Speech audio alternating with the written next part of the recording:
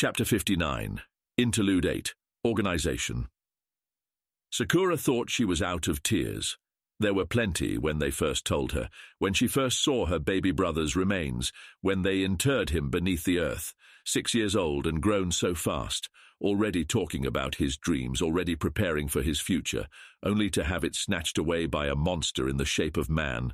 Over a year of tears after that, as the trial went on, as her mum, first in shock that her son could be gone, then in denial that her husband could be the killer, went from a source of added distress to an infuriating enemy to a monster of a different shade. Months of tears, of listless despair punctuated by fits of crying, of sobbing herself hoarse, and then the final verdict, not guilty. That storm should have squeezed the last drops out.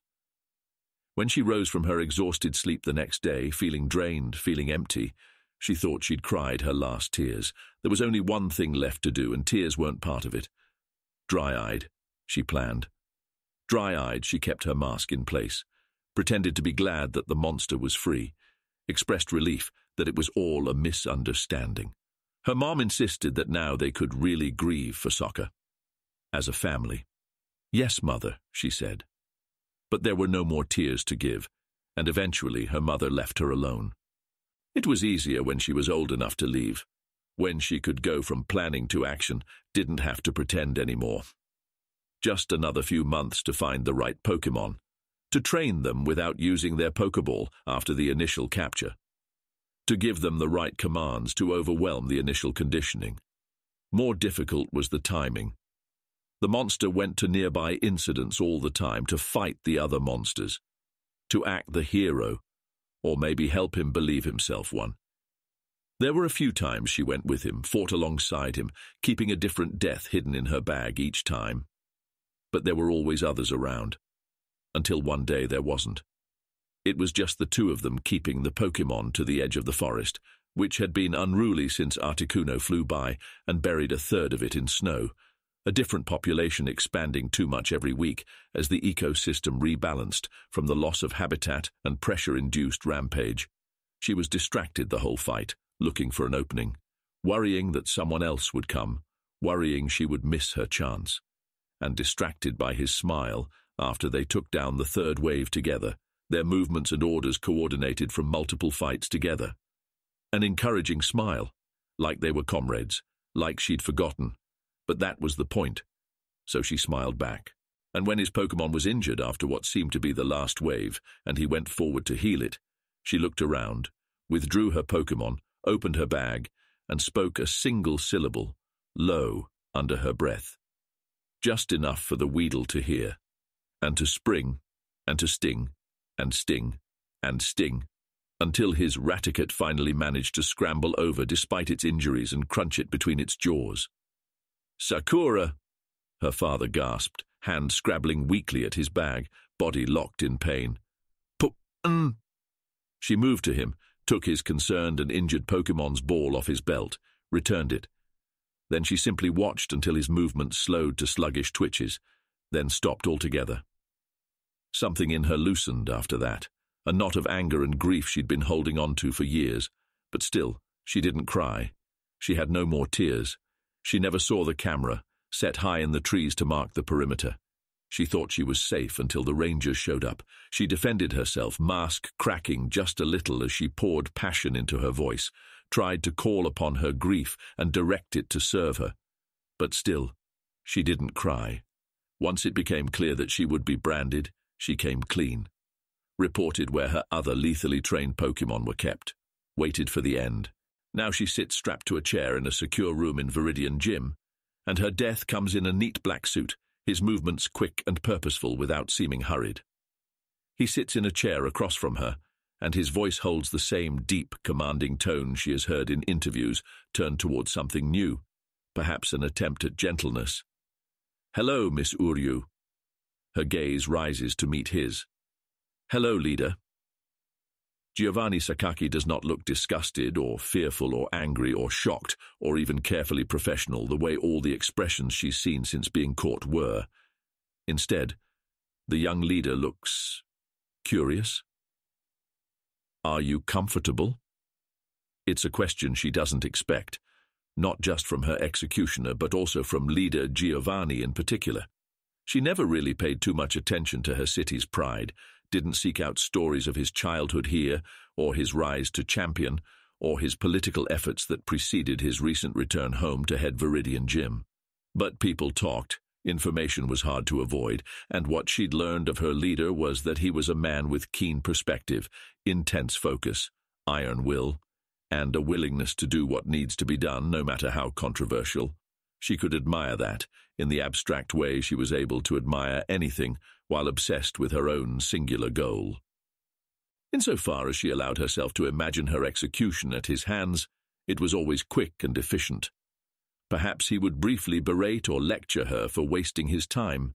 Instead, he asks her if she's comfortable, and the numbness that has surrounded her since she was branded finally fades around the edges as she wakes up to how her body feels. She was allowed to use the bathroom, thankfully, but not fed in the past. 10 hours. She thinks she's hungry, but it's hard to tell. Her legs are a bit cramped from being in the chair for so long, rear a bit sore, but not bad, all things considered, and given what's about to come. Or is she mistaken somehow? "Does it matter?" she asks, and clears her throat. "You're here to execute me, aren't you?" The leader's dark gaze stays steady on hers, and after a moment he reaches into his jacket and removes a syringe, placing it on the table to his side. Her eyes linger on it, then she looks away. "I'm fine then, just—" She wants to say get it over with, but can't quite form the words. Her heart is beating faster, some instinctual will to live reaching up even at this late stage. He doesn't respond to the implication, instead saying, "Could I trouble you to tell me why first? I already confessed." Giovanni is quiet a moment. "Let me rephrase. You confessed to what you did and why you did it, but you could have just stabbed him with a knife, risked an investigation, at worst gone to prison for a decade or two. You could have attacked him with your Pokemon openly, thrown your life away to ensure his death. Instead, you were meticulous. You tried to thread the needle, tried to make it look natural." She stares at him, unsure of what to say, of what he wants from her. Her numbness is still fading, her awareness of her body and situation continuing to grow in her final moments, and she's not sure she should thank him for that. "You wanted to live," he says simply. Not a question. She looks away. It seems cruel to ask her now. Why? Why did she try so hard to kill him in just the right way, if she knew what she was risking? "My brother," she says at last, "would have wanted me to. And so you were patient and careful, and tried to give yourself the best chance." "Yes," she whispers. "Do you want to live?" he asks. There's something calculating in his demeanor, she knows, but he also seems genuinely curious. Or is it just the wish of what your brother wanted that kept you from simply ending him the moment you trained your first Pokemon to attack humans? Sakura doesn't know how to answer that. She spent little time with friends after or fun things. She knew on some level that if she succeeded, then she would one day have to consider those things, but she always put that off for later, considering it a distraction and a seductive one at that. But at this moment, with the syringe so close, what's in it? Something painless?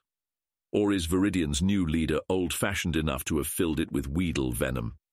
And the hard chair beneath her and her rumbling stomach, she thinks of how much she'd rather be safe at home in bed or at the cafe by her old house, having her favorite dish with some plum wine. That would be rapture. "Yes, I would prefer to live for my own sake too," she says at last, voice angry as a tug of longing goes through her. "Is that what you want to hear? I didn't take you for someone who has time for cruelty. I find there is often a regrettable overlap between what is cruel and what is pragmatic," the gym leader says, sounding undisturbed by her accusation. "I'd say it is intention that ultimately matters, but I know others disagree. What if you could never see your family again, your friends, your home? What if living meant exile in a land far away, your old life left behind?" She stares at him, anger twisting into confusion at the sudden change in topic. "I don't— Yes, of course. Would you train Pokemon to kill again?" "No." A flame of hope is lighting in her chest suddenly. Is this some final trial? It seems impossible to contemplate that a renegade would be allowed to live after admitting her guilt. She's never heard of such a thing. Exile. I only did this because of my brother. I'd never... What about teaching others how to? She blinks. What? Would you teach others your methods for training Pokémon without their ball? For lethal commands, if it meant you could live. She stares at the leader, whose face is still curious, eyes intent. She shakes her head just once, the motion aborting as she realizes she doesn't know what he's asking her, what she's answering. Giovanni sighs, seeming to read her expression. I'm sorry, I'm getting your hopes up. These are just hypotheticals, you understand. I wanted to get to know you a little. I try for all the renegades that fall under my jurisdiction. Some rage at the world or some particular target, others are excessively greedy or impulsive, and of course there's the simply mad. He shrugs a shoulder. You seem one of the rarer sort. Poor judgment, but not excessively so. I find it tragic. A waste. You would have made a fantastic coordinator, Miss Uryu. She stiffens. Here comes the moralizing, the judgment. I'm sorry our society has failed you so thoroughly. And then it comes. Her eyes prickle, her throat feels clogged on her next breath. A single tear escapes and she breathes in, whole body shaking once. She'd wanted to be a coordinator once. Sakura regains control quickly, embarrassed. Still, it's better to feel something at the end.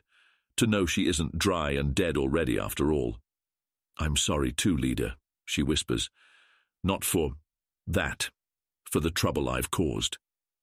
She swallows past the lump in her throat as her pulse speeds up, as she steels herself, closing her eyes.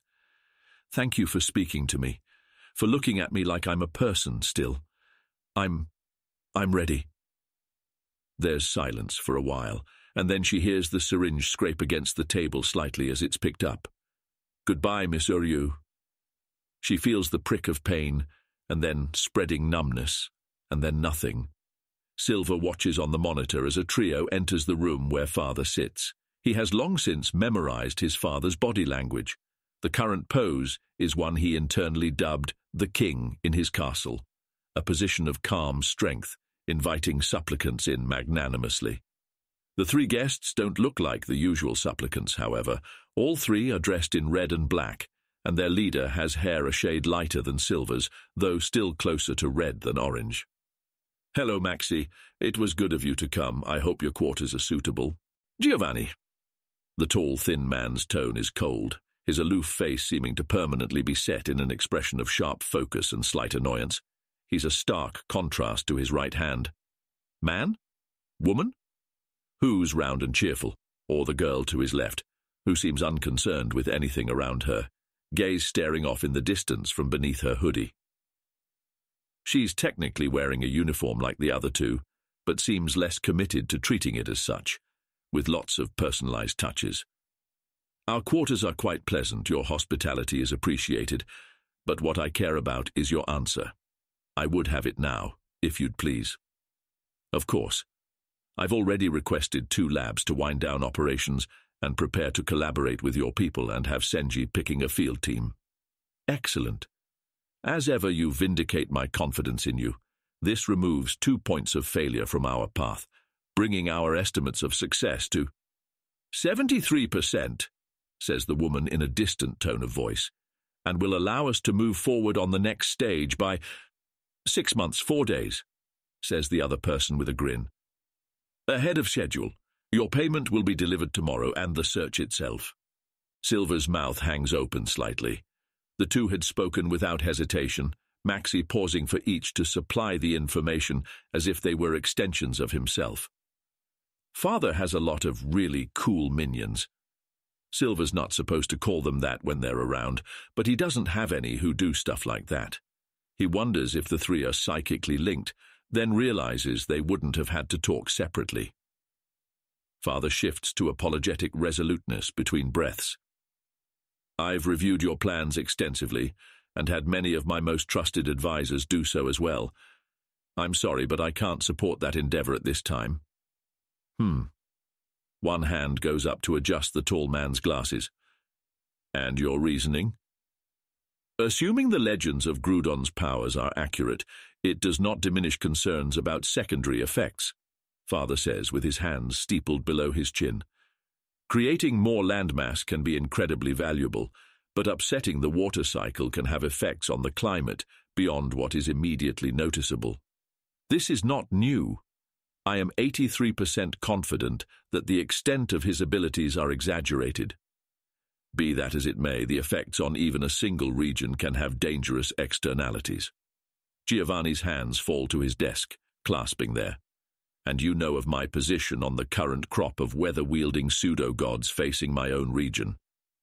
Prudence as a virtue has taken you far, but I see the makings of a fault in you through it, Maxie says, speaking as though to a student. Silver has to admit, the man is brave to talk to Father like that. I'd hoped your vision and mine could meet somewhere. Do let me know if there's some alteration on my end that would change your answer. I would put it under most serious review. I'm sorry, but it's simply impossible at this time. Even if we could come to some agreement, I have too many pressing projects to tend to. Understandable, the offer is open.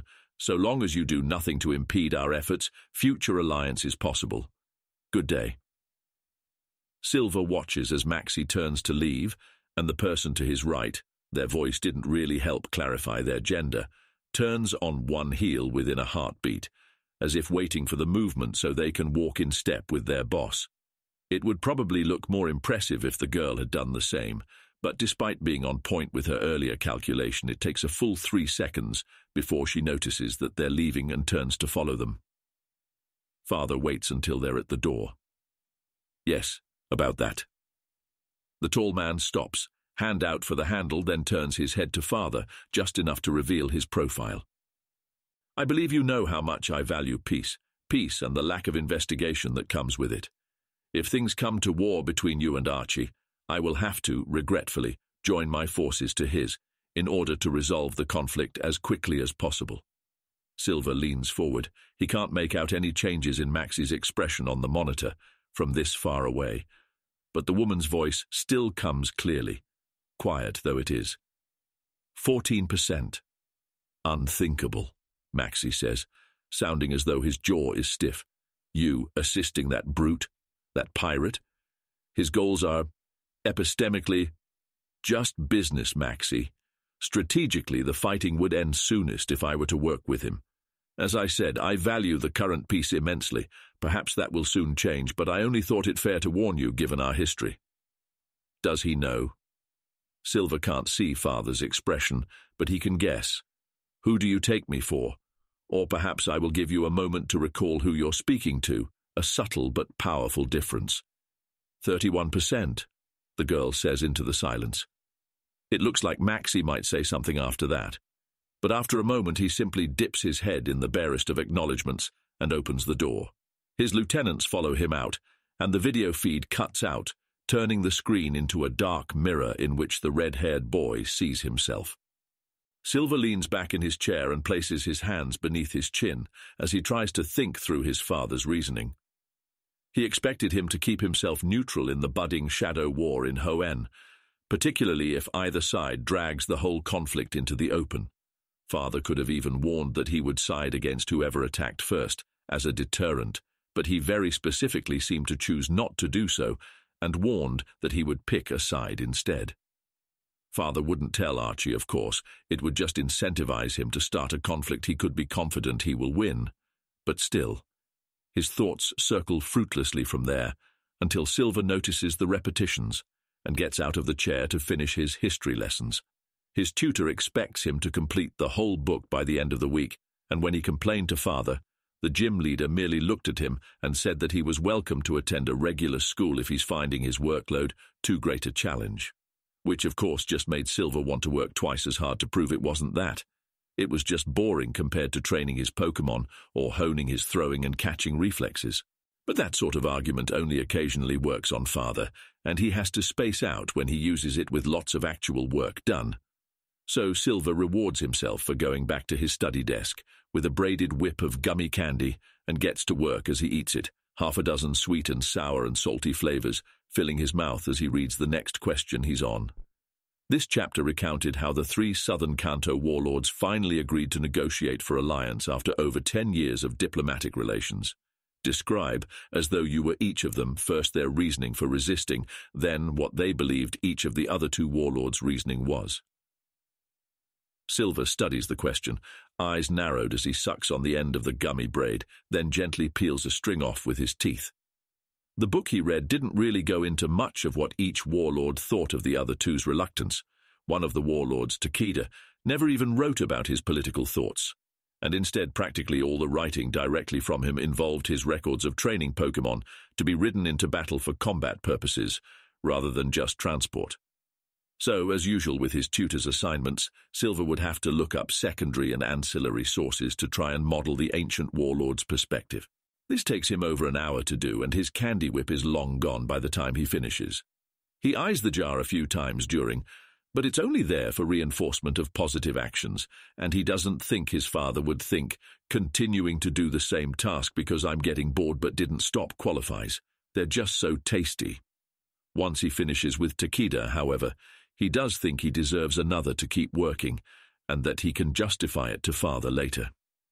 He gets up and goes to the jar, only to stop as the screen snaps back on and he hears his father say, "Thank you, Kiba. Let him in, please." Silver blinks, then hurries back to his seat in front of the secure monitor. The candy can wait. Once again the door opens, this time without a knock first, and in comes an athletic man with dark skin, a roguish beard, and a dark navy coat that flares at his knees when he walks. He's followed by his own pair of minions, an even more muscular man who's almost as wide as the door, and a woman with wild hair that goes down to her waist. Silver wonders if everyone in their organizations dresses the way they do, and how they keep them secret if so. If father made everyone that works for him wear a uniform, well, that might be pretty cool actually, judging by his visitors today. "Geo, good to see you." Archie walks up to father and extends an arm to his side, as if getting ready to slap the gym leader. Silver's eyes go wide and his mouth drops open as father mirrors the motion and rises to meet it when it swings, and the two clasp arms. He's never seen father greet someone with anything but a brief handshake, a nod of the head, and just once, a bow. "Welcome, Archie, Shelley, Matt." The minions get the head nod and nod or wave back. "I take it the voyage went well." "Ah, well enough. We were in the area anyway, you know." Like Max, Archie doesn't sit on the available chairs, though he does lean his arms against the back of one, while his subordinates lean against the walls farther back. "Great operation you've built here, Geo. Could use some of your touch again back home, even on a part-time basis. I miss our talks." Father snorts. "You miss having someone who would argue with you mean?" "Ha, these two will do it," Archie says, jerking a careless thumb over his shoulder. "But about different things than you. All under the same flag we are, not the same." "So, you've considered my offer?" "I have. I can gather the information you asked for, and possibly even acquire a copy of the blueprints." Archie's eyebrows rise. "Seriously? You have operatives in Slateport?" "Seriously," father says, tone bland. "Course you do. And in return?" "You would need to refer at least another 6 staff by the end of the year." 6? Archie taps his fingers on the back of the chair. "That's asking a lot, Geo. Only got another 2 lined up, both of them dark. If it helps, all 6 can be just this once." "Aye, it does," Archie admits. "What do you need so many for, anyway?" Father smiles. "How do you travel so far so fast?" Archie grins. "Maybe someday you'll find out. Guess that applies to me too." "All right, 6 more. Will you be signing on to our venture then?" "Unfortunately, I have to decline for now. Too much on my plate to try and operate from multiple regions at once." Archie shrugs. "It's not Geo the warrior we need. You can think from anywhere, direct from a phone or cam, can't you?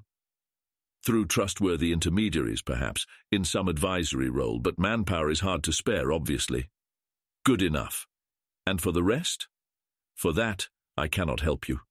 To release such a beast into the oceans would be catastrophic if even half of the legends about it are true.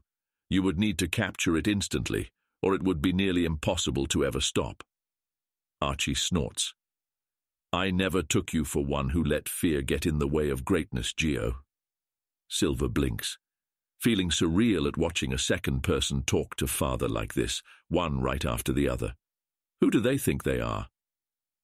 These powers are going to be used one day. It's either us or someone else, this one or some other, and the sooner we've done so, the better prepared we'll be. You're speaking of Maxie. And others, but mainly him for now. Archie's face is solemn, voice flat. Father lets out a sigh. There are no stances now, Silver suddenly notices. His father is just being himself.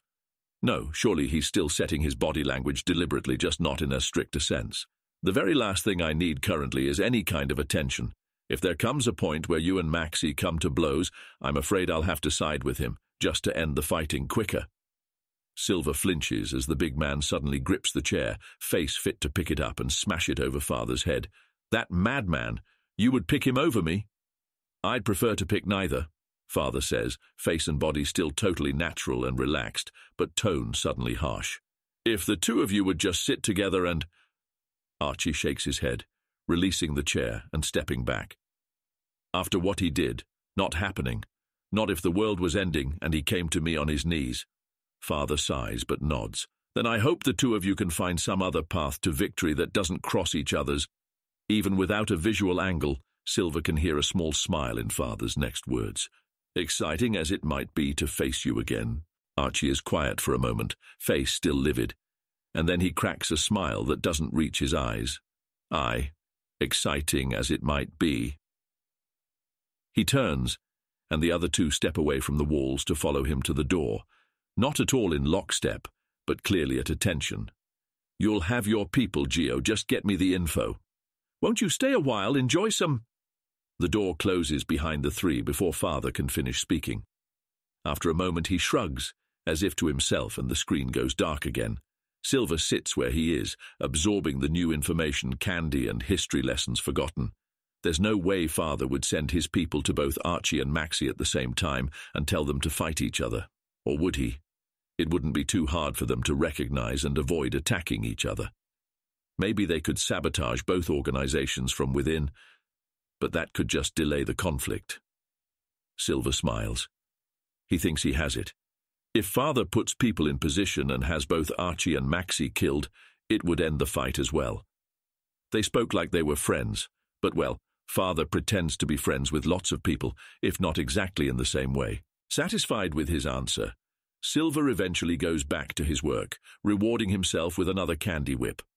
Once the assignment is done, he plays a sim for a couple hours, grinding his team up in preparation for a gym challenge until a family of primates start rampaging nearby and kill him. He scowls and shuts the game off. He knows he's supposed to party up with others if he spends too long in the wild, but most of the other players are dumb. If the developers made the game more realistic, he could have had his Pokemon dig a hole and stayed in it with an air tank to avoid the primate instead of being forced to fight them again and again until his team went down. Silver takes his anger out on a nearby punch dummy shaped like a Hitmonchan. He's sure no one would be stupid enough to actually punch a Hitmonchan, but it does a cool thing where it spins and hits back if he hits it hard enough, then goes to watch some of Father's recorded battles. Not the ones from his gym, but from before he was even champion. There aren't nearly as many, of course, and their quality is poor. Most are recorded by people's phones and many are incomplete, either starting at some midway point in the fight or ending before it finishes as the recorder gets scared off or distracted. But they're real. Father's fighting for his life even as he's still developing his skills. His verbal commands have little of the iron calm they do today, and his physical motions aren't nearly as efficient, but he seems more alive in the footage than any other time Silver sees him. The one he eventually settles on was recorded from the 4th-floor window of some building in Fuchsia City. On the street below, Father uses a Donphan to clear the road of the various Pokemon running through it, until a crowd of people start to run down a different intersection that had seemed safe a moment ago. They're being chased by a Venusaur that lumbers toward them, and if there are any trainers left behind it that are still alive or able to try to slow it down, the camera footage doesn't show them. The rare Pokemon is throwing razor leaves at the fleeing people, cutting at their knees and ankles until they collapse, then sending vines out that glow green and start to melt the flesh of the downed humans upon contact. Silver knows that objectively he should be disgusted or sickened by the gruesome deaths he's seeing. He knows that's what most people would feel. Or say they would anyway. And the emotion in the repeated "Oh, our CS, oh Lord, no" by the guy holding the phone seems genuine enough. But Silver's too busy anticipating what Father would do next, imagining what he would do in his place. So when Father summons a Geodude and a Machoke, and the Machoke picks the Geodude up and throws it at the Venusaur, Silver has already anticipated the explosion that almost makes the recorder lose their grip on their phone. The Venusaur had tried to bat the hurtling rock Pokémon away as it sailed at it, but by the time it was close enough, it was too late. The image before the explosion looked like many of the injured victims were close enough to get caught in that blast. But it's hard to tell in the aftermath, and the recorder just stays on that street long enough to confirm that the Venusaur's head is gone, then quietly swears and pans back to Father's Donphan when it bellows in pain. The ground beneath it is crumbling, and soon plants begin to grow up through the pavement, lashing out at anything nearby. Watching these again? Silver twists in his chair to see Father standing by it. He hadn't even noticed him come in, and wonders how long he's been there. Rhetorical question, I think you're actually asking for justification. Do I sound judgmental? Father asks, eyebrows raised. No, just curious. Silver turns back to the screen. But it still feels judgy. Father pauses to consider that. My real question was, what are you looking for in these old videos? I ask with curiosity, to know if there is something valuable for you in them, but yes, also with a predisposition that you are wasting your time. Silver nods. I want to learn from you, but in most vids you're too far away. You're like a character in a movie. Here you're... Silver gestures toward the screen, where the younger Giovanni is spraying a potion onto his Pokémon and yelling some command to a different one, too late, his hands blurring as he drops the potion bottle and slings a pair of Pokeballs out. Closer. I can see what you'll do next sometimes. I spot mistakes, though those are rarer. Oh? Was there a mistake here? Yes. The Geodude and Machoke should have been out and prepared ahead of time. The only downside would have been slowing you if you had to run, but in that case they could have served as a distraction or been deployed first in case it would have avoided a rout in the first place. Good catch. Yes, this was the battle that led me to always having a Pokémon on standby during every fight, one that would not respond to any commands but the one I would give if I had to run. This combo in particular is a bit too risky now. Can you guess what I use instead? Silver thinks it over. What would he want protecting his retreat if his life was in danger? It has to be able to adapt to a lot of different threats and not be easily taken out. Tanky Pokémon are no good, though. Most are slow, and he needs something that can be a credible threat, not just be run around by something fast and lethal enough. How worried would you be about collateral damage, public perception? I'm curious to know your answer without knowing either of those. They watch the screen until the end of the video, when the person recording suddenly pulls the phone back into the apartment a couple seconds before the whole building shakes, and then the feed ends. By then, Silver has already crossed out a number of obvious but insufficient options. Pokémon like Dragonite and Tyranitar are powerful, but it would be a waste to keep them exclusively to last resort bodyguard duty. Pokémon with good crowd control are a must, but also those that aren't weak to too many types. Speed is what he keeps going back to. What's faster than the fastest Jolteon, able to do indiscriminate damage in a wide area without risking himself? As soon as Silver mentally swaps himself with Father, still trying to answer the original question at the same time, he has it. Something psychic. A mental attack, fast, hitting everything around it, except you. It's remarkable what psychic Pokémon can do to the reactions of those around them, all without causing any damage, mental or otherwise. Silver smiles briefly, but it fades as he browses the videos available for what to watch next. Do you ever miss it? Father sits on the arm of his sofa, face thoughtful as he watches Silver select another video. No. No matter how strong I became, I was only one man trying to hold back an endless tide. Even then, I realized it. From the beginning, I knew I had to build my individual strength only insofar as it allowed me to grow my collective strength. But doesn't that mean you're not the strongest anymore? I was never the strongest. My Excadrill was far stronger. Silver frowns at him. You're being pedantic. Not so.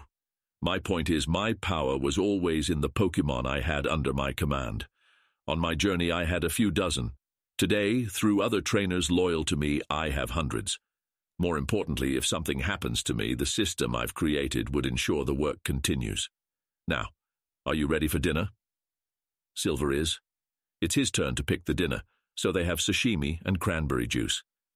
It's clear that Father dislikes the juice, but Silver smiles each time he drinks it and makes a face, so he keeps sipping it. The two sit alone to eat today, a luxury that Silver always treasures, even if it gives Father the freedom to ask him questions about how his studies are going. He answers them as quick as he can, then goes to the question that's really been interesting him. Father, why did you promise both of your friends that you would support their enemy in a fight? You haven't guessed? I think I have. It was to have them both killed by one of your agents once they trusted you, right? Father's chopsticks pause on the way to his mouth ever so briefly. Silver isn't sure if others would have noticed it, but he notices everything Father does. Do you think I would kill my friends? He asks once he chews and swallows. Silver shrugs. If you had to. And that doesn't bother you? If you were just doing it for fun, maybe. But you're trying to stop monsters. You have to be a stronger monster to do that, don't you? Now Father has stopped eating, gaze distant. Silver hesitates, realizing that calling someone a monster is probably not considered polite. Did I say something wrong? No, Father immediately says. No, you didn't. You simply held up a mirror to show me the sort of man I appear to be. I'm glad that you can do that for me. Oh, okay. Silver's legs kick beneath the table as he tries to figure it out on his own, but eventually his worry that he did say something wrong is too great. Why? Because, Father says, and begins to eat again. Perhaps if your grandmother had such a mirror, she would not have become quite the monster she did.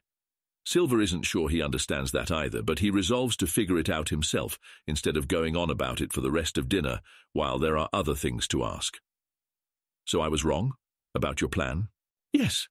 I decided that the best way I could ensure that my friends did not fight was to make them think I was more on their opponent's side than theirs. As long as both believe I will side with their enemy, and thus put them at a severe disadvantage, then both have an added incentive not to begin hostilities. And since both know why I would not tell their opponent that, they also have an incentive not to refer to it themselves or tell any of their own people, for fear that it would get to the other. Huh?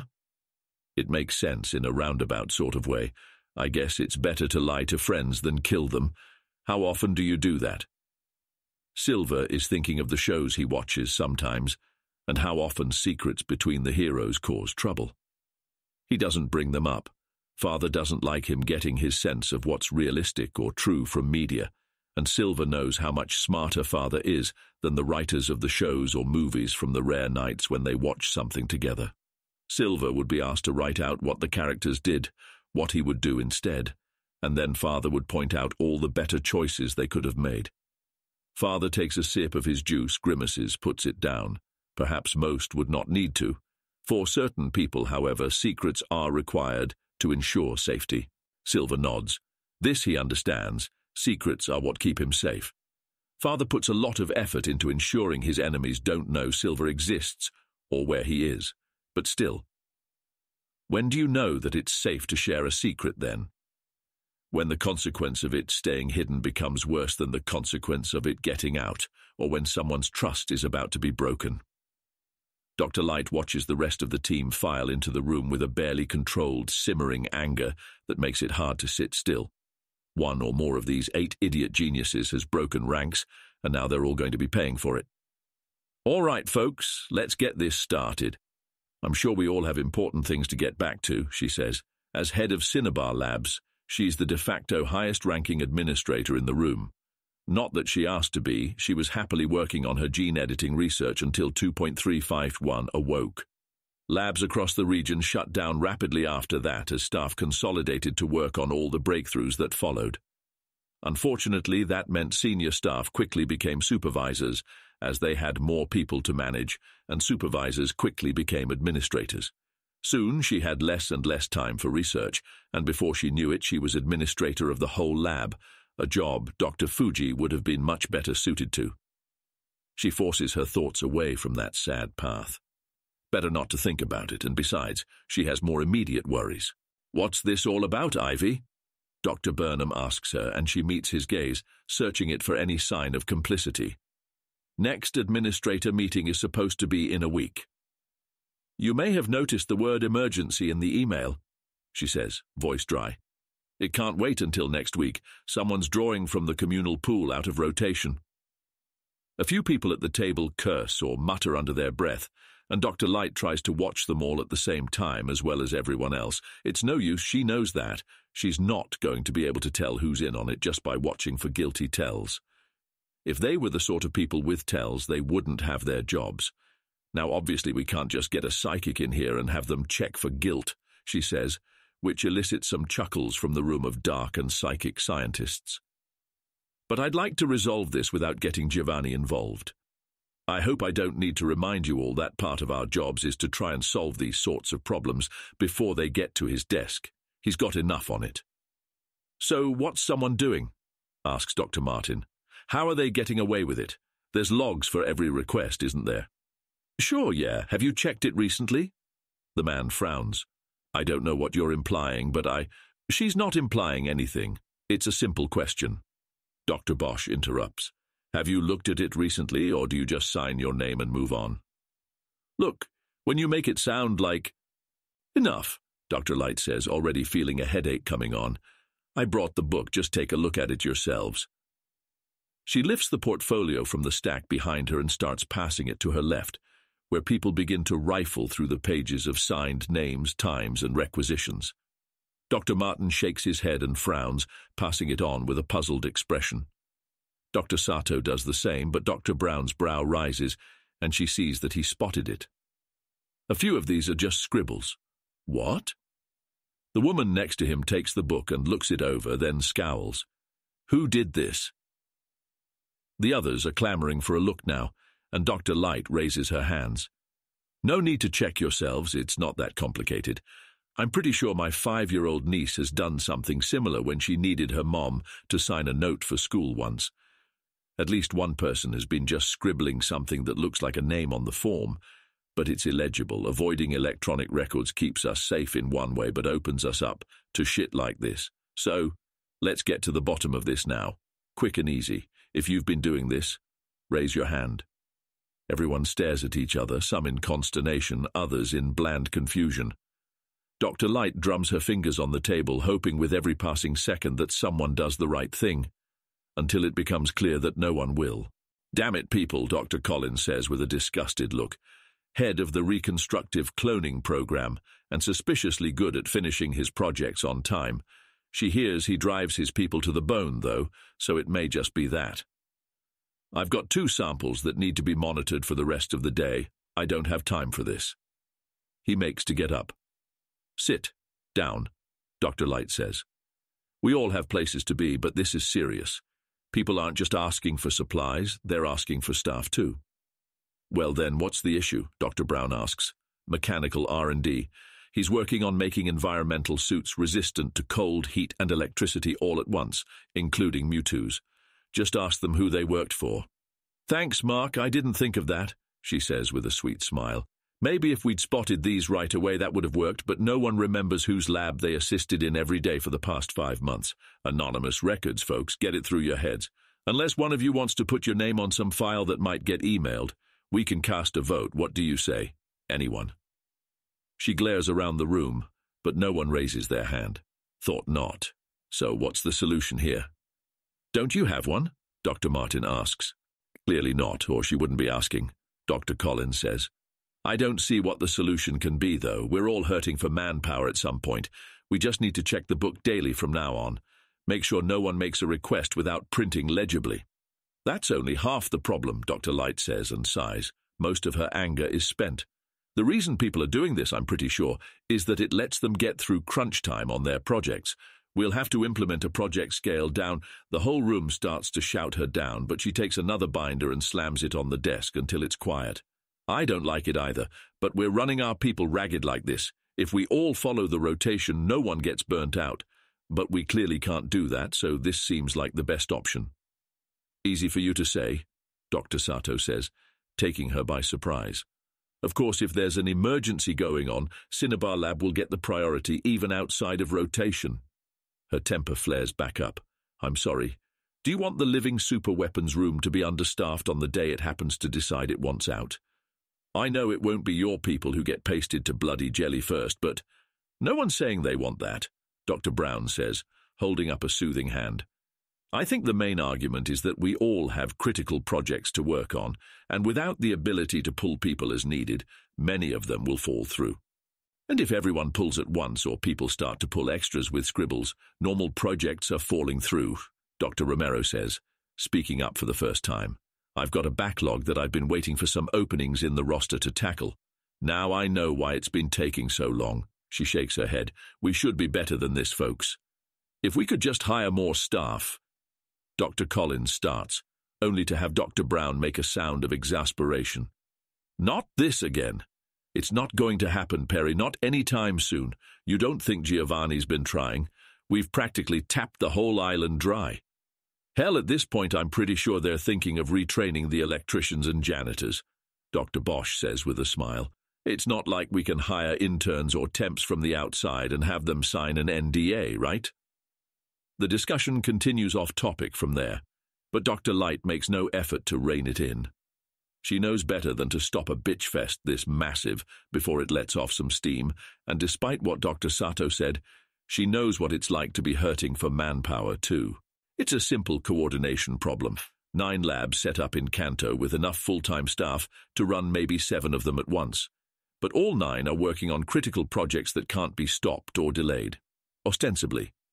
In truth, any of them, except maybe Cinnabar, could wind down some operations, consolidate, and take turns using the same resource pool, but no one's really willing to be the one to do that first.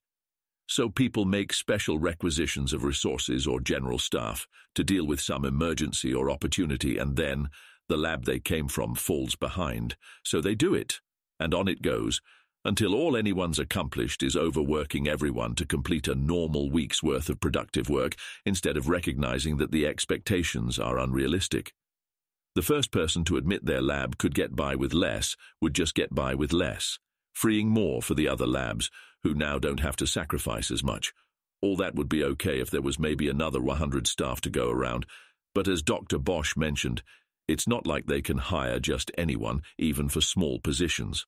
The 2 full dark labs are the greatest drain on scarce resources, as Giovanni tries to bring a second lab of Cinnabar's capabilities up to speed for Project 3.0. It's a point of major concern for her, since she doesn't know what will happen to 2.351 if they finally do get the staff needed to scrap the risky hybrid and start anew. People have been expecting it for years, but the logistics are just too great a hurdle. They still don't know how unique 2.351 may be. The second lab that tried to recreate it kept failing, and no one's sure if it was the presence of the other minds that were needed, or some quality of that combination of minds in particular, or even just one of them. Those projects were shut down quickly. Erring on the safer side to avoid an explosive intelligence growth only to create batch after batch of varying degrees of feral Mewtwo has been a nightmare to contemplate, and she doesn't envy Dr. Sato for having to deal with it. Getting most of his geneticists poached by Dr. Martin's hybrid project didn't help either. Think it's clear that this is more widespread than any of us want to admit, Dr. Brown says. Not that I'm admitting anything, but just supposing you're all in on it, I guess I'd think that's just the normal state of affairs, and I've been missing out. I do sort of feel that way, to be honest. Dr. Romero raises her hand. I haven't been. This is all news to me, though I guess I should have seen it coming. I also don't do it, and you're all still missing the point, Dr. Light says. This isn't sustainable. Whether all of us are doing it or just one of us, it's messing with everyone's productivity and worker well-being, which is important because I don't want to bring up our severance package. She glares around the room and is satisfied to see everyone look away. Just then the door opens. Dr. Light is about to yell at whoever it is to knock first, but immediately gets to her feet when Giovanni himself walks in the room. Sir, we weren't expecting you. Normally their boss will communicate with them through videocasting, or just a voice call. Traveling without the ability to teleport is annoying for all dark folk, but for someone as busy as the gym leader, she legitimately doesn't know how he manages to get so much done. What's he even doing here? Did someone leak the meeting to him? I apologize for dropping in so unexpectedly, Giovanni says, voice steady and calming. I'll only be a few minutes. What's this meeting concerning? Dr. Light feels a pit of dread in her stomach. She didn't want to get Giovanni involved for her own sake, but she also didn't want whoever was pulling this crap to get fired. The word takes on a different sort of meaning when you work for secret organizations, doing highly illegal experiments. It's Dr. Burnham who speaks first and gets Giovanni up to speed, either unaware of the implications or uncaring. She never managed to get a good read on him. Well, that does sound like a frustrating problem. What solutions have you proposed so far? Dr. Light clears her throat and sums up the ideas they had, except for hiring new people, since it goes without saying, without mentioning that each have at least one person who spoke out against them. She sees a few grateful looks flashed in her direction. She's still a bit nervous, but has calmed down from the initial jolt that came from seeing the boss so unexpectedly.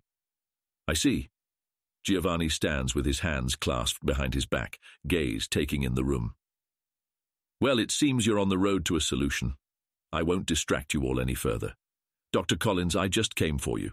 Completely unrelated. Dr. Light blinks as she looks at Perry. The head of the Celadon lab goes pale, sweat beading his forehead, and Dr. Light looks back at Giovanni just as he pulls a great ball from inside his jacket. The room explodes into motion as everyone suddenly moves for the walls or gets behind other furniture while Dr. Collins babbles, I don't... Sir, please, I can explain. Giovanni points the ball at him. There's a ping. Dr. Light is still seated in her chair, staring in shock as Perry finally pushes himself up out of his seat and tries to run. The ball hits him in the back. His wail of fear abruptly cuts off as he's sucked into it. The room is quiet as the ball falls to the ground and rolls up against the table leg. Giovanni steps toward the ball. Would you mind, Dr. Light? No, sir, she says, lips numb as she leans down and takes the great ball with trembling fingers. Part of her wants to ask what Dr. Collins did. What terrible betrayal, what monumental incompetence. The rest of her doesn't want to know. Sorry, Perry. She hands it to her boss without looking at him. Thank you. Do keep me posted on how all this resolves, won't you? He's not looking at her, but at the rest of the room. Dr. Bosch looks like he's going to be sick, and Dr. Romero's face is turned toward the wall. I'll see you all for the normal meeting next week. Giovanni leaves. Dr. Light stays seated. Slowly, one by one, people make their way back to the table, lift overturned chairs, sit down. So, she says after everyone's back, some with their head in their hands, others staring blankly at her or the table. Those in favor of a slight scaling down of operations, raise your hand. Every hand goes up. Politics, Dr. Light thinks in a mix of disgust and relief. She just wanted to be a researcher. Still, if she was a praying woman, she'd be thanking Arceus every day that she works in an organization where someone in charge can step in and enforce coordination, frightening as it sometimes is. At least she doesn't have to apply for grant money. If there's one thing Tahu always knew he was meant for, it was understanding what people wanted. I'm sorry, the renegade says. I don't know what came over me. Please don't kill me. I'm sorry. Desperation. Fear. He types the words out with trembling fingers as he feels the sensed emotions in himself. Then he withdraws his mind from theirs, knowing what was coming next. No mystery here. The man is malleable, but weak. What he wants doesn't matter compared to what Giovanni does. They had to die, parasites swollen on the blood of the people. The legal system's in their pocket. They had to see what happens to them. It's less than they deserved. Righteous anger. Complete conviction. Some mystery on this one. Tahu tries to predict Giovanni's response, whether he thinks the renegade could be tempered, made useful. In the end, he predicts wrong, which only drives him to understand more. Go fuck yourself, leader! The woman practically spits the word out. If you're going to kill me, then get it over with. Rage, self-loathing. No mystery. If death is what she wants, death she'll have. Month after month, whenever Giovanni has to execute a renegade, his personal assistant Tahu is nearby, listening to the conversations through an earpiece and typing what he finds to his leader. He's gotten better at predicting what Giovanni would choose, whether he would give them enough to kill them or just enough to make them appear dead. But his leader still surprises him, and his explanations of why are always enlightening, to the point that Tahu has requested to be present and listen in on even dark and psychic renegades, just so he can try and predict Giovanni's choice. He was granted that, for which he's grateful. He has a lot to be grateful for, overall. This has all just been a terrible mistake. I wish I could do something, say something to convince you of that. Tahu sits with his back against the wall, dividing him from the renegade, eyes closed as he feels for something, but there's barely anything there, and what he finds is hard to pass. He's used to numbness when people are facing their final moments, but this is different. It's not numb, but nearly empty. Some traces of tension, some wariness, some anticipation. What he thinks of more than anything are numbers that go up or down, expectations and calculation. That's the word. Tahu opens his eyes and types into his phone, "No regret." Seems to be calculating what the best thing to say is. Hard to read, feels neither sincere or insincere. Tahu feels a brief stab of frustration and worry that he can't be of more help, but a greater part of him is excited. How would Giovanni handle this? There's a pause, and then the leader says, "Unfortunately, even if I believed you, it would not matter to your sentence. You know that. I'm curious if there's anything you would have done differently looking back on what's happened. I don't know. Worked a different job, I suppose, so that I wouldn't have become a suspect." Tahu hears Giovanni sigh. "Mr. Ueno, you're about to be executed for a crime that, in most people's eyes, deserves a punishment far greater than a quick and painless shot into oblivion." This conversation is not being recorded, one of the few rights I have managed to acquire for branded renegades in our region, so that their last moments would not be spent thinking of their legacy. So they could have some freedom, some space to be genuine in their final experiences. If you truly wish this to be your last conversation, it is of course your choice. But I've seen your code, or I suppose I should say the code that was used in the attacks. It's impressive stuff. You can use your final moments how you wish. I just thought you might appreciate someone to talk to. That last was a good touch. A lie of sorts. Tahu knows Giovanni doesn't actually understand much programming, but he sensed the flicker of pride when the leader mentioned the code. Now the renegade is feeling something more familiar, cycling between a desire to share, to be understood, with honed instincts of keeping the truth to himself. "Well, it was worth a shot," Giovanni says. "Oh, pardon me, that was thoughtless." The faint sound of a hypodermic needle being picked up from its table, resolution like standing at the edge of a cliff. "Wait," and the sound of it being put down. "Yes? I would have waited a day. Giovanni doesn't pretend to misunderstand. What would have changed if you waited?" "Everything. I thought of a far more elegant solution just a day after I left the ball, but didn't want to return and risk being seen taking it back. It was well hidden, even more than the other cities." "The other cities?" Giovanni lets out a breath. "So you were behind the incident in Fuchsia." It seemed similar. Well planned out, methodical. More pride and some annoyance. Tahu sends a quick text. "And others," the leader says after a moment. "I've missed some, haven't I?" "Not just you. My first experiments were in Carmine and Ivory Town, but no one noticed. They were chalked up to just random Pokemon attacks, as if a Parasect and Kingler just happened to wander into the middle of town without anyone noticing. So 4 successful tests in all. What were you trying for each time? Not just a delayed auto-release, surely. Set preconditioned behaviors. You can imagine the applications." "Oh, I have, believe me. Security, search and rescue, transport. If people want to travel from fixed locations by Pokemon without a handler, is that the sort of thing you had in mind?" "Sure, if my thinking was stuck that small." Tahu raises a brow. He's been Giovanni's personal psychic for over 8 years, and while once in a while someone insinuates that the leader is less than a genius, usually they're ranting at the time, the insult tossed indiscriminately alongside others. "Oh, I can think bigger," Giovanni says, and it's only from long association that Tahu can hear the slight dangerous smile on the leader's face. But they're all the sorts of reasons hacking pokeball tech is illegal in the first place. Is that what you were actually aiming to do, ultimately? Yes. And would you, if you were given a second chance, warned away from it? Probably. It's too great a challenge to just ignore. What am I supposed to do? Pretend there are more interesting things to work on? There aren't. Not to me. That's why you're going to let me live. Am I? Of course.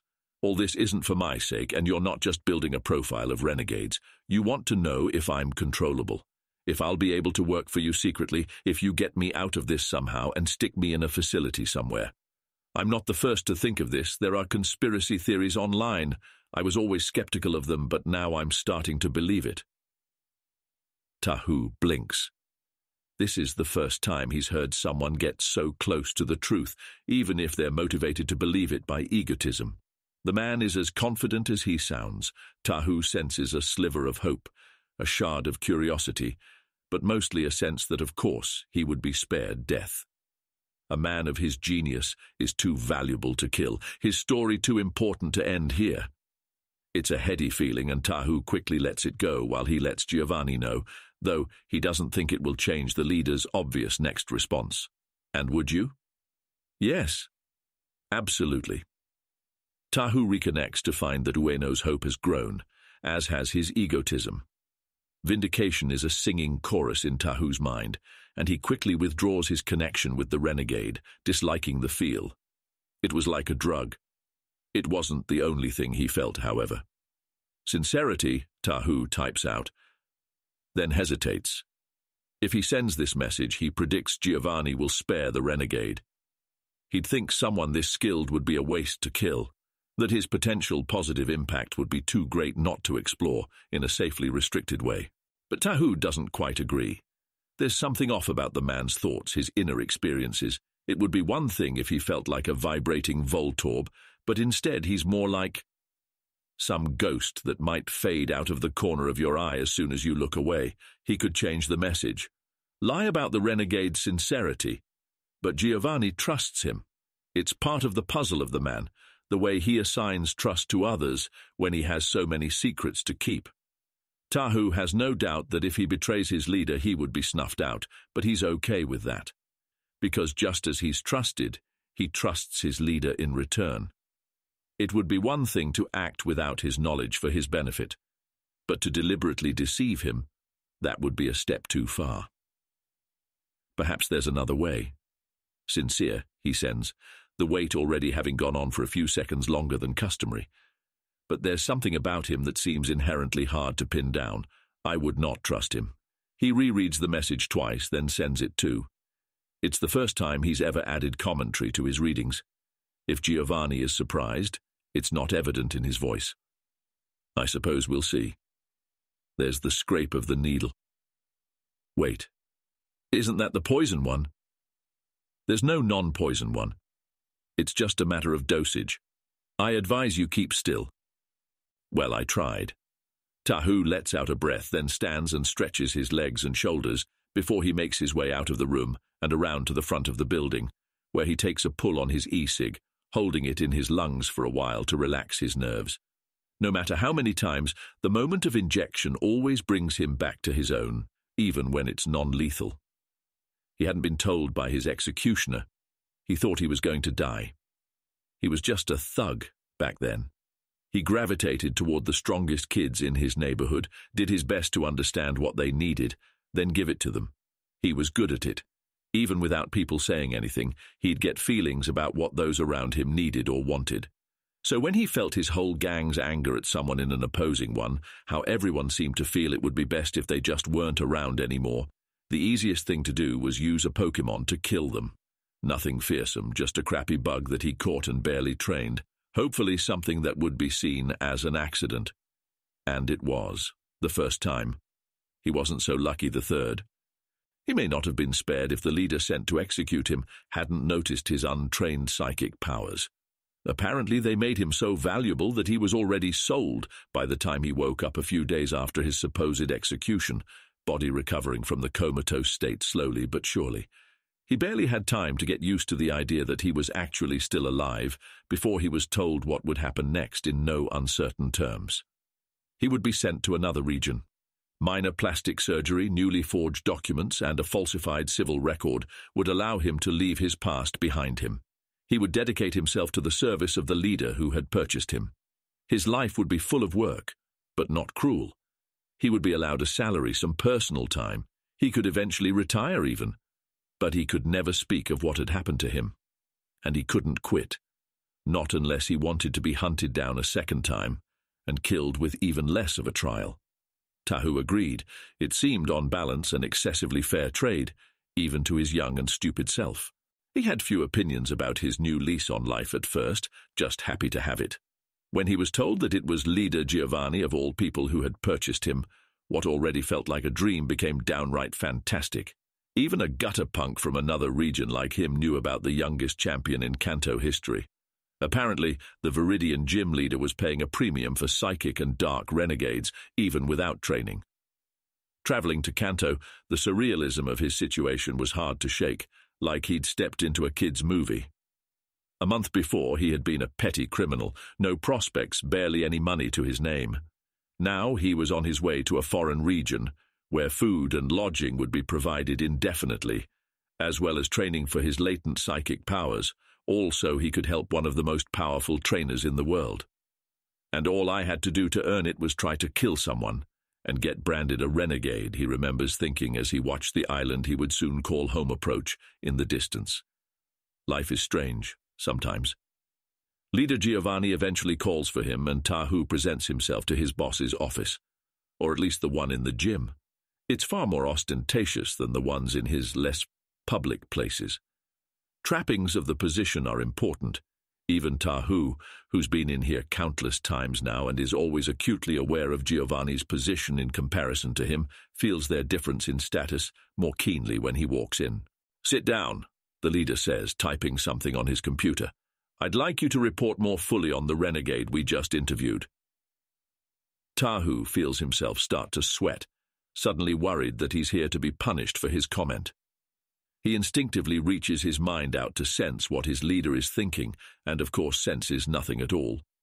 It's surprising how that never stops getting ever so mildly frustrating. It's the reason most psychics don't spend a lot of time around dark minds if they can help it. "I feel as though I have a weak grasp on his psychology," Tahu says after a minute. Giovanni would never begrudge him time to think. "I don't know how to evaluate what he believes is true about himself and what he will justify tomorrow. I think it's risky, letting him live. More than most, I mean. Even given what he can accomplish, I wouldn't have made the same decision." Giovanni nods and continues to type into his computer. Tahu waits, knowing he isn't being slighted and needing the time to think through what he just said over and over before he's satisfied he didn't leave anything out or assert something he can't stand behind. Eventually, Giovanni stops typing, clicks something, then gives Tahu his full attention. "Is this the first time you had an opinion on whether a fellow renegade was too dangerous to risk?" Fellow renegade. It's been so long since he's thought of himself in those terms. "No. Why haven't you shared them before?" "I didn't feel it was my place," he says automatically. "I'm sorry if—" "No," Giovanni says, and Tahu falls silent. "Skip that part." After a moment, the psychic nods. "Sir, I worried you would make a mistake. I don't usually think you will and just hope to help you avoid it if possible." His throat feels dry, but he doesn't swallow, face schooled as he meets his leader's gaze. "Good." Giovanni looks at his screen, mouse moving to bring something up. "Do you know how many lives you've saved since coming to work with me?" Tahu blinks at the sudden shift. "I don't." He's fought alongside the other gym members, of course. He can remember a few of the people he's saved, like a group of trapped trainers during the Viridian forest fire a few months ago. When he was still new to all this, he kept track. It felt like something that might eventually balance out the lives he took someday. Eventually, he stopped counting. "Do you?" It wouldn't surprise him to learn that Giovanni was somehow tracking something like that. "No. Even if we only consider the renegades you've helped, there's no way to tell which were the direct result of your intervention. But here's what the record shows. He turns the screen and Tahu sees a graph that stretches back decades. Notice anything? It's faint at first, but there, a steady upward trend starting 8 years ago. By the beginning of this year, the percentage of renegades that Giovanni has spared from execution has more than doubled from the point it was before Tahu joined. I long ago honed the art of speaking with and discerning which renegades were safe to spare, and which weren't to what I thought was as good as I could do. It was only with your help that I was able to break those limits. A swell of pride in Tahu's chest makes him feel oddly embarrassed. Praise by the leader isn't unheard of, but this is more than that. It's something very close to validation, and Tahu is alarmed to feel tears prickling at the back of his eyes. I'm gratified that I can be of such help, leader. He clears his throat. But wouldn't any psychic serve as well to pass along simple impressions? Would they? I'm told that there's a depth and nuance that comes with skill for these things, as well as the ability to keep your perspective while merging it with someone else's emotions. Yes, of course. I didn't mean to dodge the compliment. I only meant that any psychic of sufficient skill could do what I do. To a certain degree, yes, Sabrina if she had no other duties, or Hitoshi perhaps. But you weren't selected for your abilities alone. You were selected because of your background, and because of your loyalty. Loyalty I fostered in you so I could extend trust. Do you understand? I believe so. You're saying you trust me to share my thoughts with you. Yes. Giovanni's lips quirk in a smile. I often find that confidence is not just a matter of our own assessment of our competence, but also our assessment of how those around us recognize or value our competence. For whatever reason, it seems I've signaled enough positive signs of trusting your judgment to warrant you to feel confident enough to share some of it. This is me reinforcing that confidence more explicitly. Tahu bows his torso, taking on the cultural practice of the region to show the depth of his feeling. I'm honored, leader, more than I can say. I did end up sparing Mr. Ueno. Tahu blinks, still bowing. He sits up. Yes, I assume so from what you told him. I don't want that to discourage you, Giovanni says. There are factors beyond those you're aware of. Some who request renegades are less, lenient than others with those they employ. Taking your advisement into consideration, I believe Mr. Ueno will do well with someone who will keep a closer eye on him than most, while still ensuring his particular skills and genius can benefit others. I understand. It's hard not to think of what sorts of living conditions might be required to keep a renegade of Ueno's genius under such close control. Not that it matters. In the end, it's surely better than death, and perhaps the programmer would relish an environment that lets him dedicate himself entirely to his work. Now that you've extended not just your trust of me but been made aware of mine toward you, I want your perspective on something that I've shown few others. Perhaps you can advise me on it, the same way you do with the renegades.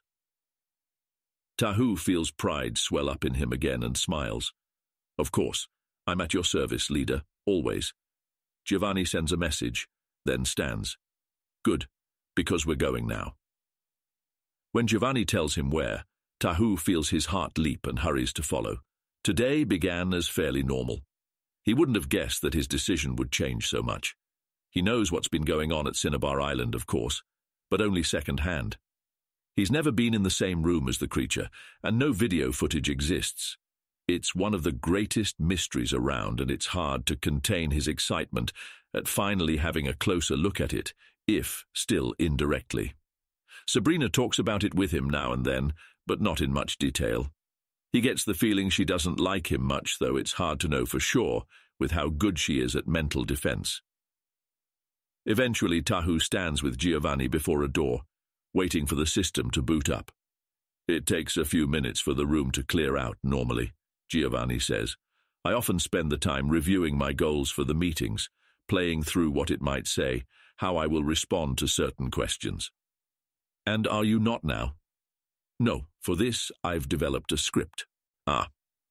He's not sure he understands, but he has a more pressing question. Wouldn't it help if I could merge thoughts with it first, at least once? Get a sense of how it thinks and feels? I'm sure it would, but for matters such as that, I must defer to Sabrina. I know your shield is sufficient or you would not be here, but if she gives you clearance, then we can discuss it for one of the upcoming visits. His jaw sets. As you say, leader. Until then, I'm curious about your impression without such. What I want you to focus on are the same sorts of things you would with a renegade interview. Understood? Yes. Once things are ready, Giovanni taps the screen beside the door, then walks in. Tahu gets only a glimpse of what's inside, then it closes and he's left to watch on the monitor. The experimental life form hangs suspended in his pod, various media systems around it to play him music or display videos or digital books. The computer terminals and chairs are all empty, the guard and their Pokemon absent. He spots the new addition of the mobile life support suit, which hangs nearby in its own chamber, where it can be serviced and deployed as needed. It's apparently used more and more often these days, as Mewtwo leaves his chamber to interact with the rest of the facility and spend time outside. Giovanni stopped requiring his own presence for those. According to Sabrina, the leader's creation seems content to simply stand and stare or walk around the manor grounds. Who knows that at first Giovanni only pretended to be absent, watching from a distance through binoculars, until Mewtwo returned downstairs. Lacking the ability to teleport is one of the leader's greatest frustrations, and so, after a dozen such incidents, when it seemed truly content to simply bask in the sunlight, Giovanni allowed the trips more often and put his time to better use elsewhere. As he said, trust is hard to develop. Greetings, Giovanni. How are you today? Mewtwo's synthetic voice fills the chamber, and Tahu watches as the leader reaches the chair in front of the tube and sits, one leg crossed over his knee as he gazes up at his creation. Greetings, Mewtwo. Well enough. And you? Scripted, he said. Tahu tries to determine what the point of this script is, what he's meant to witness and advise on, with everything so set in stone. Yes. Shall we play a game? Not today. No immediate response. Is that part off script? Tahu watches both of them, but his gaze moves more often to the creature's face, fascinated. He knows it's half-human, but he sees nothing familiar in its pinched, bone-white features. No lips, no eyebrows, a snout instead of a nose. He can't make out the eyes from this distance, but he imagines them as similarly alien. Is something wrong? Mewtwo finally asks. Yes, something is wrong and has been for a long time now. What is it? Perhaps I can help. Giovanni gathers himself with a breath, then expels it and stares down at his clasped hands. You cannot help with this. It was my error, you see. My mistake. I didn't trust you. The room is quiet. There's the background noises of the creature's life pod and the monitoring equipment. It all sounds so real even through the speakers. The one for Mewtwo's heart rate stays constant, steady, despite the surprise it would surely be feeling. Little things like that keep distracting Tahu, and he makes an effort to refocus in case he misses what he's supposed to see. Finally, Giovanni's creation responds. I don't understand. It's quite simple. I didn't trust you, Mewtwo, when we created you. I hoped for intelligence, and intelligence you have in abundance. I hoped for power, and that too you have, far outstripping our expectations in some ways, even if others are not yet met. But I did not dare hope for obedience, for trust. Hope for such things would be foolish, dangerous. I needed to be cautious, safe, and as a result I fear I have ruined things permanently. Mewtwo is silent again. Tahu can't imagine what responses it might have prepared for something like this, except to ask the obvious. Ruined things how? What have you done? Your illness is artificially maintained. Tahu's eyes widen. Kept as a control mechanism, though we discovered a cure. Most researchers here truly do not understand it. To help sell the illusion. The others enhance it. Keep it evolving, to keep them befuddled. When they reach a breakthrough or suspect the truth, we have them inflict amnesia on themselves if psychic, or transfer them to another facility if not. Silence, for almost a minute. Tahu uses the time to guess what Giovanni is thinking, what the consequences he's expecting from this will be, until a single word is spoken. Why? We had no way of knowing how smart you would be. How? human, or how powerful. If you were to somehow escape, despite all our other precautions, we wanted to maintain something so deadly and pernicious beyond even the ability of a powerful psychic's ability to regenerate as a fail-safe. Silence in the room, but for the occasional fluid transfer, the steady beep, beep, beep. Tahu watches Giovanni's fingers smooth the material of his pant leg. It's the first time he's seen the leader show any sign of nervousness. Pent-up energy, yes. Tension, of course. But this can only be described as nervousness. Tahu can see the moment when he calms himself and raises his gaze to meet his creations again, to focus on the importance of the moment. "Will you cure me now?" the synthetic voice asks at last, so deep and powerful. A fitting voice somehow. That is the question. The problem is that I do not trust that you trust us. I have come to realize my error in stages over the years. I did not like those realizations, but I endeavored to consider them, focused on discerning how justified they were. I listened to counsel from those who know you best. I now believe my errors were severe. Had I simply trusted you more, given you more freedom sooner, perhaps you would be a perfect partner now.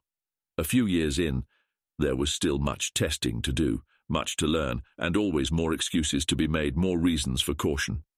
Your threats were, of course, the greatest justification to stay the course, but I do not blame you for them. I blame myself for making them necessary. Perhaps if I had been less cautious, trusted the human in you more than the Pokemon, there would exist a strong bond, if not like that of a parent and child, at least not one of master and slave. I do not... Giovanni stops, and it's hard to tell if it's part of his script or not. I am imperfect in many ways. I have learned much over the past decade. I hope you understand that. I hope I have not ruined things irrevocably. That by coming clean I can salvage some seed of trust. That is all I need in truth, to really truly feel that even if you cannot forgive me, it would be safe to grant you your freedom and perhaps start anew. He is holding his breath despite himself. He forces himself to breathe out, then back in. He'd gotten caught up in the moment, when he should be trying to think through what he's seeing, the implications, and what Giovanni's imagined responses to this script, this confession, are. He knows enough to already presume that the leader would have used prediction algorithms that studied every word Mewtwo has ever spoken, running millions of simulations, imperfect, all imperfect. For of course they can't put the real Mewtwo in a ball and risk damage to its mind, coming up with all sorts of answers, until he could find the right words to say to get the right response. Of course we can. I understand your choices, whatever pain they have caused me. Once I am cured and free, we can begin building true trust between us. Giovanni closes his eyes, breath coming out in a near-silent rush. He's focused on something, though what it is Tahu can't begin to guess, so frustrating, and he mentally reaches out only to feel that void again. Still, he has to try. Tahu puts himself in Giovanni's mind as best he can. Not just what he might feel hearing those words, but how he wants to feel. Is it even remotely like what he feels when a renegade says they would toe the line, if spared? Giovanni's eyes open. He watches his creation a moment longer, face absent any expression, and then he presses the button beside him that would terminate Mewtwo's life. Instead of poisons flooding the pod, Mewtwo simply disappears from inside it. The rest of the room flickers on the monitor, fading back into the bare whiteness of the holochamber. Giovanni sits still as the simulation ends, finger finally leaving the empty air where the button was, but he doesn't stand. Tahu watches as Giovanni sits for another minute in that white, empty room, gaze distant, before the leader finally gets up and leaves to rejoin him. The Viridian gym leader takes a handkerchief from his suit pocket and wipes sweat from his forehead. The psychic barely notices, still thinking of what he saw. "Do you understand?" Giovanni eventually asks. "I think so," Tahu says, each word measured, careful. It is not enough to hear the right words. Difficult choices don't come when you hear the wrong ones. What matters here is not what the creature says, but how you feel about what it says. Yes, I've rarely found it so difficult to understand my own feelings on a matter, but in this case it seems impossible for me to separate my caution from my perception of reality. I've lost perspective. Tahu feels uncomfortable, if touched, for being so confided in. Does that mean that it's best to simply start anew? Before Giovanni can answer, his earpiece rings. Yes? Tahu sees the leader's eyes widen, then narrow, before he begins to stride down the hall. I'm on my way. Have everyone assembled in 10 minutes. Let the League know I'll be going. Tahu takes his phone out to check messages. Trouble? Just the world's well-timed seasonal reminder of what my indecision costs.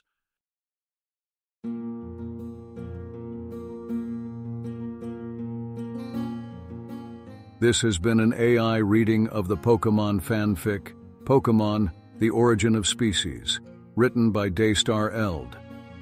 If you enjoy this work, please visit patreon.com/daystareld, where you can support the author. Additionally, if you enjoyed this podcast and wish to help support the creation of others like it, you can visit patreon.com/askwhocastsai, where we are releasing episodes 4 weeks in advance of the regular feed. Thanks for listening.